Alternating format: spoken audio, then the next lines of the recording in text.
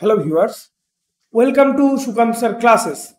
তো regular 8 PM রোজ রাত 8টা থেকে আমাদের যে সায়েন্সের সিরিজগুলো চলছে, তাহলে সেটার দেখো জীবন বিজ্ঞানে আজকে হরমোন সম্বন্ধে বাছাই করা 20টি কোয়েশ্চেন আনসার নিয়ে আলোচনা করব। এটা দেখো জীবন বিজ্ঞানে 28 নাম্বার ক্লাস, পরপর প্লেলিস্টে সাজানো আছে ক্লাসগুলো। তোমরা জানো আপকামিং রেলওয়ে, পিএসসি সহ সমস্ত রকম গভর্নমেন্ট জব এক্সামের জন্য কিন্তু এই ধরনের সিরিজগুলো ইম্পর্টেন্ট হচ্ছে।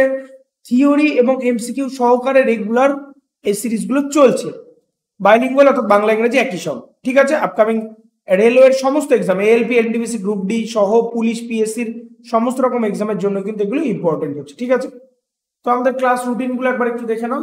ইংলিশের লাইভ সিরিজ রেগুলার সন্ধ্যে 7টা থেকে হচ্ছে, সায়েন্সের ভিডিওগুলো হচ্ছে রাত 8টা থেকে, এবং ম্যাথ জিআই এটা লাইভ থাকছে কিন্তু রাত 10টা থেকে। ঠিক আছে, সবগুলোই থাকছে বাইলিঙ্গুয়ালি। যারা এখনো আমাদের টেলিগ্রামের সঙ্গে জয়েন হওনি, নিচে ডেসক্রিপশন থেকে টেলিগ্রাম লিংকের সঙ্গে জয়েন হয়ে যাও।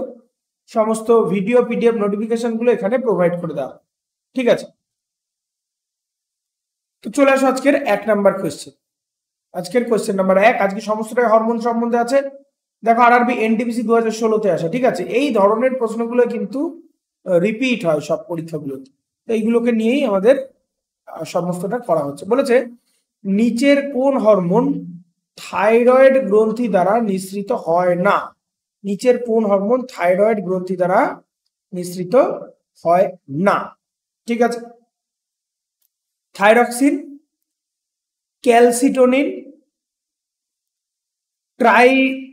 ট্রাইওডো থাইরোনিন আর থাইমোসিন।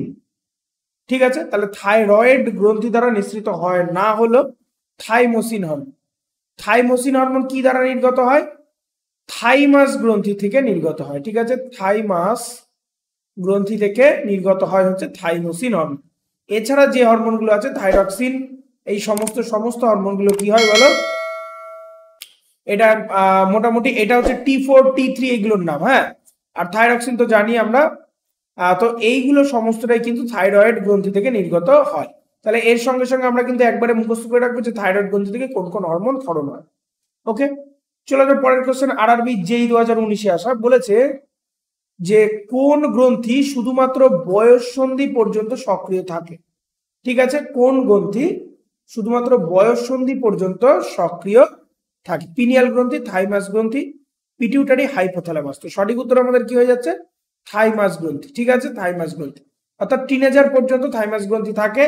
এটাই আমাদের দেহে একমাত্র গ্রন্থি যেটা 16 থেকে 18 বছরের মধ্যে বিলুপ্ত হয়ে যায়, এরপরে আর এটা দেখা যায় না। ঠিক আছে, তো থাইমাস গ্রন্থি স্টারনামের পেছনে এবং ফুসফুসের মধ্যে অবস্থিত। শুধুমাত্র বয়ঃসন্ধি পর্যন্ত এটা সক্রিয় থাকে। বয়ঃসন্ধির পর থাইমাস গ্রন্থি ধীরে ধীরে সংকুচিত হতে শুরু করে এবং চর্বি দ্বারা প্রতিস্থাপিত হয়। থাইমোসিন হলো থাইমাস গ্রন্থির একটি হরমোন, মানে ছোটবেলায় এই গ্রন্থিটা থাকে এবং এখান থেকে তোমার থাইমোসিন হরমোন ক্ষরণ হয়। ঠিক আছে, এটি রোগ প্রতিরোধকারী টি কোষের বিকাশকে সহায়তা করে, অর্থাৎ টি সেল এর বিকাশে সহায়তা করে কে? তোমার হচ্ছে থাইমাস গ্রন্থি। ওকে, চলে আসো পরের কোয়েশ্চেন। আরআরবি এনটিপিসি 2016-তে আসা, বলেছে এডিএইচ এর পুরো নাম। এডিএইচ এর পুরো নাম কি? Anti diuretic hormone. Anti diuretic hormone, option number A হয়ে যাচ্ছে correct answer, anti diuretic hormone. এটা প্রধানত কি হয় বলো দেখি? আমাদের যে পিটিউটারি গ্রন্থি আছে, পিটিউটারি যে গ্রন্থি আছে, এই পিটিউটারি গ্রন্থির 3টে খণ্ড, অগ্রখণ্ড, মধ্যখণ্ড, পশ্চাৎখণ্ড। এই যে পশ্চাৎখণ্ড থেকে, এখান থেকে নির্গত হয় কে? এডিএইচ বা অ্যান্টি ডাই ইউরেটিক হরমোন। ঠিক আছে, 4 নাম্বার কোশ্চেনে চলে আসে। কোশ্চেন নাম্বার 4 বলেছে গ্যাস্ট্রিক গ্রন্থি দ্বারা নিঃসৃত হাইড্রোক্লোরিক অ্যাসিড এনজাইমের ক্রিয়াকে সহজ করে। হাইড্রোক্লোরিক অ্যাসিড বা এইচসিএল এটা যে আমাদের কোথায় থাকে বলো? পাকস্থলীতে থাকে। এটা কোন ধরনের এনজাইমের ক্রিয়াকে সহজ করে? পেপসিন, অ্যামাইলেজ, লাইপেজ নাকি ট্রিপসিন? সঠিক উত্তর আমাদের কি হয়ে যাচ্ছে? সঠিক উত্তর হয়ে যাচ্ছে পেপসিন। পেপসিন কি কাজ করে বলো? পেপসিন হচ্ছে প্রোটিন ভঙ্গক উৎসেচক। প্রোটিন ভঙ্গক উৎসেচক। আমরা জানি প্রোটিন কোথায় ভাঙা শুরু হয়? আমাদের হচ্ছে গিয়ে পাকস্থলীতে শুরু হয় হচ্ছে প্রোটিন ভাঙা। ঠিক আছে, পাকস্থলীতে হয়ে যাচ্ছে প্রোটিন ভাঙা, শুরু হচ্ছে প্রোটিন ভাঙা। তো এই প্রোটিন এই প্রোটিন কি কাজ করবে? এই প্রোটিন হচ্ছে তোমার কি করবে বলো, এই হাইড্রোক্লোরিক অ্যাসিড বা HCl এই প্রোটিনের বিপাককে সহায়তা করে থাকে। ঠিক আছে, কোশ্চেন নাম্বার 5 চলে আসো। আরবি গ্রুপ ডি বলেছে বয়স সন্ধির সময় ছেলেদের চেহারার যে পরিবর্তন দেখা যায় তা নিয়ে আসে কোন হরমোন? তা নিয়ে আসেন অবভিয়াসলি ইনসুলিন, থাইরক্সিন, এগুলো কিছুই হবে না, এটা হবে হচ্ছে টেস্টোস্টেরন। এটা আমাদের কি হয়ে গেল বলো? পুরুষ হরমোন, তাই না? এটা পুরুষ হরমোন। আর এটাই যদি মহিলাদের ক্ষেত্রে বলতো সেটা হয়ে যেত কি ইস্ট্রোজেন এবং প্রোজেস্টেরন, তাই না? ইস্ট্রোজেন ও প্রোজেস্টেরন, এটা হচ্ছে ফিমেল হরমোন। এটা মহিলাদের গৌণ যৌন লক্ষণ বিকাশে সহায়তা করে, এটা ক্ষেত্রে পুরুষদের ক্ষেত্রে সহায়তা করে। ঠিক আছে, সেটাই লেখা রয়েছে টেস্টোস্টেরন সম্বন্ধে। ঠিক আছে, টেস্টোস্টেরন, তাহলে টেস্টোস্টেরন হলো একটি পুরুষ যৌন হরমোন, যৌন এবং প্রজনন বিকাশে গুরুত্বপূর্ণ ভূমিকা পালন করে। পুরুষদের মধ্যে টেস্টোস্টেরনের উৎপাদন প্রধানত অন্ডকোষ থেকে হয়। মস্তিষ্কের হাইপোথ্যালামাস এবং পিটিউটারি গ্রন্থি টেস্টোস্টেরন উৎপাদন নিয়ন্ত্রণ করে। টেস্টোস্টেরন ক্ষরণের কারণে বয়ঃসন্ধিকালে ছেলেদের চেহারার পরিবর্তন হয়, কণ্ঠস্বর ভারী হয়, এই ধরনের জিনিসগুলো সমস্তটা হয়। ঠিক আছে, চলো এরপরে দেখো যেটা রয়েছে 6 নম্বর কোশ্চেন আমাদের, যেটা রয়েছে আরবি গ্রুপ ডি। বয়ঃসন্ধির সময় ঘর্মগ্রন্থি সিবেসিয়াস গ্রন্থিগুলির নিঃসরণ বৃদ্ধি পায়। এই সময়ে এই গ্রন্থিগুলির মাধ্যমে কোন উৎপাদন নিঃসৃত হয় বেশি পরিমাণে? এটা বেশি পরিমাণে ঘাম এবং তেল উৎপাদন বেড়ে যায়। ঠিক আছে, বয়ঃসন্ধির সময় ঘামের উৎপাদনও বাড়ে। ঠিক আছে, অ্যাস্ট্রোজেন এখানে হবে না, এটা কি হয়ে যাবে বলো? ইস্ট্রোজেন। ইস্ট্রোজেন যেটা মহিলাদের একটা হরমোন বা ফিমেল হরমোন, মহিলাদের কোথা থেকে নির্গত হয়? ডিম্বথলি, জরায়ু, সার্ভিক্স নাকি ডিম্বাশয়? তো এটা নির্গত হয় হচ্ছে ডিম্বাশয় থেকে। স্ত্রীদের ক্ষেত্রে ডিম্বাশয় থেকে নিঃসৃত হয় এই হরমোনটি। ঠিক আছে, মহিলাদের প্রজনন এবং যৌন বিকাশের জন্য ইস্ট্রোজেন গুরুত্বপূর্ণ, তাই এটিকে মহিলা যৌন হরমোনও বলা হয়। শারীরবৃত্তীয় বিভিন্ন রকম পরিবর্তনে সহায়তা। ঠিক আছে, চলে আসো question number 8 RRB group D 2018 দেখো আসা। ড্যাশ একটি এনজাইম নয়, এনজাইম নয় কোনটি? Insulin, pepsin, amylase, lipase. ঠিক আছে, ইনসুলিন একটি হচ্ছে কি এনজাইম নয়। এনজাইম মানে কি? উৎসেচক। উৎসেচক, তাহলে এই বাকি তিনটে হচ্ছে উৎসেচক, শুধুমাত্র ইনসুলিন দেখো উৎসেচক নয়। ইনসুলিন কি? ইনসুলিন একটা হরমোন। আগের দিন ইনসুলিন সম্বন্ধে অনেক কথা বলেছে আগের ভিডিওটায়, তোমরা দেখে নিতে পারো। পরপর ভিডিওগুলো দেখো, বারবার করে বলছি পরপর ভিডিও দেখো। আমি কিন্তু টোটাল সিরিজ কমপ্লিট করছি। ঠিক আছে, টোটাল সিরিজ ওয়াইজ কমপ্লিট করছি আরআরবি থেকে। ওকে, পরের কোশ্চেনটা 9 নাম্বার দেখো। আরআরবি এনটিপিসি তে আসে 2021-এ বলেছে নিম্নলিখিত মাইক্রো নিউট্রিয়েন্ট গুলির মধ্যে কোনটি থাইরয়েড গ্রন্থির স্বাভাবিক কার্যকারিতার জন্য অপরিহার্য? থাইরয়েড গ্রন্থি, থাইরয়েড গ্রন্থির জন্য অপরিহার্য কি? আয়োডিন। আয়োডিন আমরা জানি যে থাইরয়েড গ্রন্থির জন্য অপরিহার্য একটা মৌল। ঠিক আছে, চলো রক্তের শর্করা মাত্রা বৃদ্ধির কোষ দ্বারা শনাক্ত করে। রক্তের শর্করার মাত্রা বৃদ্ধির বলছে rise in sugar level in the blood detected by the cell. কোন সেল এটা ডিটেক্ট করে? ঠিক আছে, এটা হচ্ছে অগ্নাশয়। কারণ আমরা জানি অগ্নাশয়ের আইলেটস অফ ল্যাঙ্গারেন্সের বিটা কোষ থেকে ইনসুলিন খরিত হয় এবং আলফা কোষ থেকে গ্লুকাগন খরিত হয়। সেই গ্লুকাগন কি কাজ করে? গ্লুকাগন হচ্ছে তোমার রক্তে শর্করার মাত্রা বাড়ায়, আর ইনসুলিন কি কাজ করে? শর্করার মাত্রা কমায়। ঠিক আছে, এই দুটোর কারণেই শর্করার মাত্রা ব্যালেন্স থাকে। ওকে, 11 নম্বর কোশ্চেন দেখো আরআরবি এনটিপিসি 2021। এখানে কি আছে বলো? কোন হরমোন শরীরের রক্তে শর্করার মাত্রা নিয়ন্ত্রণ করে? তো এটা হয়ে যাবে আমাদের কি? ইনসুলিন। দেখো একই জায়গা থেকে কতবার কত রকমের কোশ্চেন আসে। ইনসুলিন কি কাজ করে বলো? রক্তের শর্করার মাত্রা নিয়ন্ত্রণ করে থাকে। ঠিক আছে, রক্তের শর্করার মাত্রা নিয়ন্ত্রণ করে থাকে। নিচের কোনটি এন্ডোক্রাইন গ্রন্থি নয়? এন্ডোক্রাইন গ্ল্যান্ড মানে কি? অন্তঃক্ষরা, অন্তঃক্ষরা বা নালীবিহীন, অন্তঃক্ষরা বা নালীবিহীন গ্রন্থি। বুঝতে পারলে? অন্তঃক্ষরা বা নালীবিহীন গ্রন্থি কি? যে গ্রন্থির কোনো নালী থাকে না বা যে গ্রন্থির খরিত রস সরাসরি রক্ত এবং লসিকার মাধ্যমে বাহিত হয় সেটাকে বলা হচ্ছে কি এন্ডোক্রাইন গ্ল্যান্ড। ঠিক আছে, তাহলে নিচের কোনটি এন্ডোক্রাইন গ্ল্যান্ড নয়, এন্ডোক্রাইন গ্রন্থি নয়? পিনিয়াল গ্রন্থি, থাইরয়েড, অ্যাড্রিনাল এবং লালা গ্রন্থি। তাহলে বোঝাই যাচ্ছে এখানে লালা গ্রন্থি, কারণ লালা গ্রন্থির ফলিত রস আমাদের দেহের বাইরে আসে, তাই না, লালার মাধ্যমে। তো অন্তঃস্রাবী গ্রন্থি মানেই হচ্ছে কি অন্তঃক্ষরা গ্রন্থি। এটার কোনো নালী নেই, আমি বললাম নালীবিহীন গ্রন্থি, সরাসরি রক্ত লসিকার মাধ্যমে প্রবাহিত হয়। ঠিক আছে, চলে আসো কোশ্চেন নাম্বার 13। আমাদের কি বলে দিয়েছে বলো, প্রোস্টেট গ্রন্থি থেকে নিঃসৃত ড্যাশে প্রবেশ করে।